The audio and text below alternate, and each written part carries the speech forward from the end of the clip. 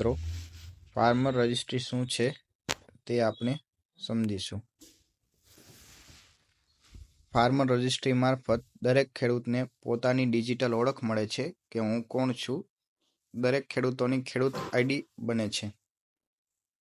Digital ID દ્વારા તે digital વ્યવહારો કરી શકે છે. બજારો સાથે ઇનપુટ, ક્રેડિટ, સલાહકાર અને વિવિધ યોજનાઓના તેને સરળતાથી એક્સેસ મળી શકે છે. ફાર્મર રજિસ્ટ્રી એ આજીવન એક વખત કરવાની હોય છે અને જીવનભર તેના જે ફાર્મર આઈડી જનરેટ થાય છે તે એકને એક રહે છે. સરકારશ્રીની કોઈ પણ યોજનાઓમાં, ખેતીવાડીને લગતી યોજનાઓમાં ફાર્મર આઈડીનો 100% સમાવેશ થશે.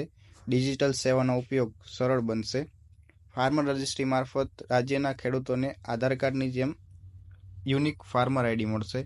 ભારત સરકાર અને ગુજરાત સરકારના સંયુક્ત પ્રયાસથી ફાર્મર રજિસ્ટ્રી હેઠળ ખેડૂતોને આંગળીના ટેરવે તમામ જમીનની માલિકીની માહિતી મળશે. ખેતીવાડીની ધિરાણ સંબંધિત લાભો સરળ બનશે. આગામી 15 ઓક્ટોબરથી ખેડૂત નોંધણી શરૂ થઈ ગયેલ છે. ભારત સરકારે પીએમ કિસાન યોજનાના ડિસેમ્બરના હપ્તા માટે ફાર્મર આઈડીની નોંધણી ફરજિયાત કરેલ છે. જો 30 નવેમ્બર પહેલાં પીએમ કિસાન લાભાર્થીઓ નોંધણી નહીં કરાવે તો તેમનો હપ્તો બંધ થઈ જશે. પોર્ટલ અને મોબાઈલ એપ્લિકેશનથી ગ્રામ પંચાયતમાં નોંધણી થઈ શકશે. ખેડૂત જાતે પણ સેલ્ફ રજિસ્ટ્રેશન દ્વારા પોર્ટલ પરથી અથવા મોબાઈલ એપ્લિકેશન પરથી નોંધણી કરી શકશે. દરેક ખેડૂતોએ ખેડૂત આઈડીની નોંધણી કરાવવાની ફરજિયાત છે. ખોટી નોંધણી કરવામાં આવશે તો તે રદ થઈ શકશે. તાલુકાના મામલતદારશ્રી, વિકાસ અધિકારીશ્રી, ગ્રામ પંચાયતના તલાટી મંત્રીશ્રી અને ગ્રામ સેવકશ્રીનો વધુ માહિતી માટે તમે સંપર્ક કરી શકો છો.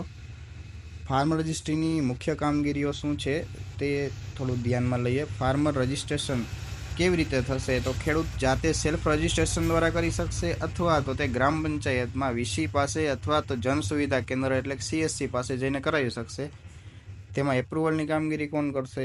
ગ્રામ્ય કક્ષાએ આવેલા તલાટી મંત્રી જો તમારી થયેલી એન્ટ્રીઓનું એપ્રુવલનું કામ કરશે અને જેમને એન્ટ્રીઓ કરેલી છે એમને ધ્યાનમાં હશે કે નેમ મેચ સ્કોર એમાં આવે છે. જો 50થી નીચે હશે તો તેનું એપ્રુવલનું કામ નાયબ મામલતદાર દ્વારા કરવામાં આવશે.